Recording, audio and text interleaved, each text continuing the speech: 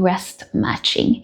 It comes from the Swedish stress research tradition, and I use it all the time with my clients. Many people have a fixed idea of what rest is, and they just apply that to everything. And then they wonder why sometimes it works and sometimes it doesn't. And the reason it doesn't always work is because there are many types of tiredness, and they each respond best to a certain type of rest. First, you have physical tiredness, and this one is fairly straightforward. You use your body, and then you let your body recover. Like you sleep, you eat, you hydrate, all that stuff. Most people know intuitively that they should not help someone move and then go gym right after.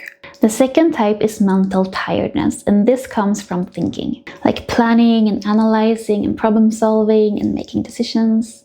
After that type of drain, your brain needs something that places a low demand on mental processing. A walk or time in nature is gold. Habitual tasks are good as well, like cleaning or running simple errands. Screenless breaks do seem to work better, but TV is not off the table. Just make sure it's something that you can follow along with relatively low effort. And movement can actually be good here too, like you take a run and you find that it just sort of clears up your head. The third one is emotional tiredness, and this one is way bigger than people think. It doesn't just come from big heavy conversations, like there are so many things that tap into your emotional reserves. Like when you're worrying about a loved one, when you're in a conflict, when you're trying to present as your best self at work. Recovery here looks different for everyone. It could be a comfort show, it could be solitude and self-care, or it could be time with someone who genuinely gets you.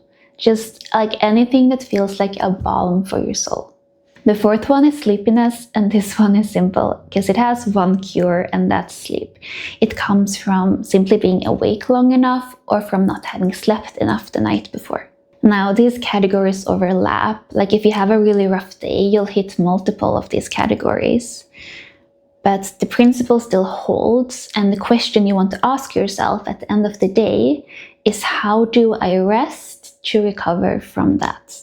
A mistake I used to make was I would come home from a really emotionally and mentally draining day, and then I would listen to an educational podcast on my commute home, and after dinner I would do some creative writing.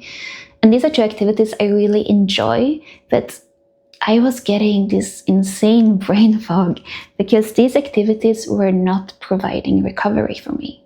It's like I was trying to spend from a different pocket of the same empty wallet. And once I realized that that was what was going on, I moved the podcasts to weekday mornings, and I moved the writing to weekend mornings when I could just start fresh with both. And then my brain fog definitely improved, and I started enjoying both activities again. There's one more thing I want you to know when you're rest matching, and that is when you're chronically tired, even small tasks feel big.